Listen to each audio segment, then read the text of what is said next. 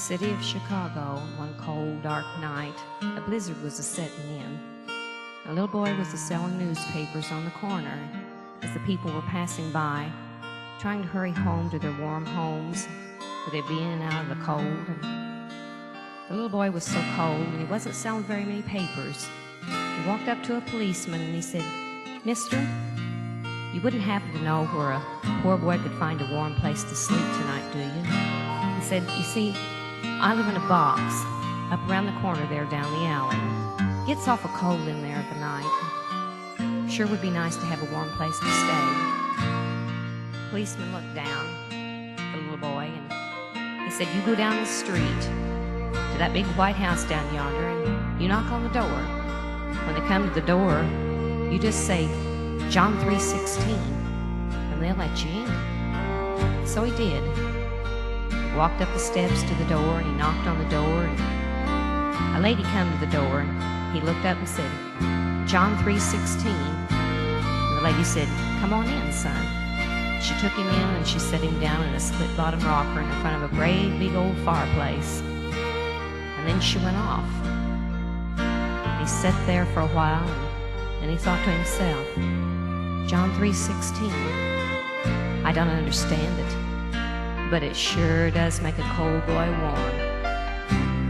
Later she came back and she asked him, said, "Are you hungry?" And he said, "Well, just a little.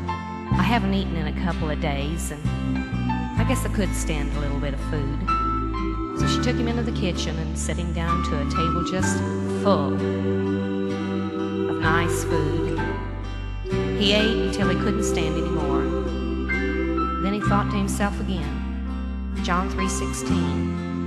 Boy, I don't understand it, but it sure does make a hungry boy full."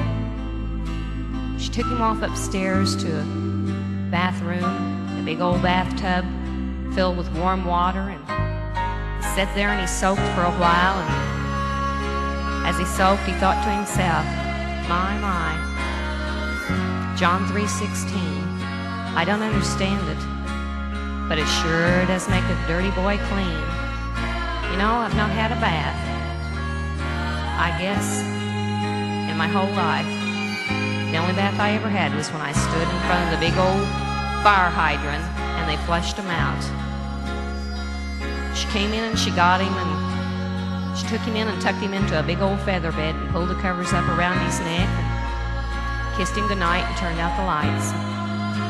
Lay there in the darkness, and as he looked out the window and the snow coming down and it was so cold and dark outside, he thought to himself, my, John 3:16.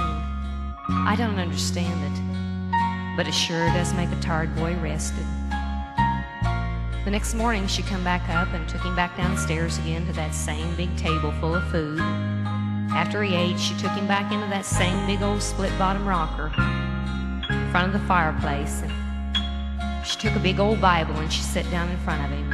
And she looked up at him and she said, "Do you understand John 3:16?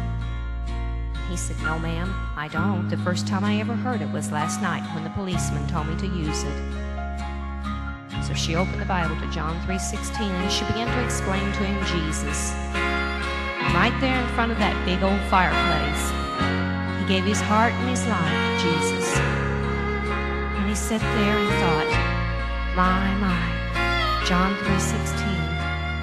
I don't understand it, but it sure does make a lost boy saved. You know, I have to confess, I don't understand it either. How God would be willing to send his son to die for me, and how Jesus would agree to do such a thing. I don't understand it either, but you know, it sure does make this old lost person saved.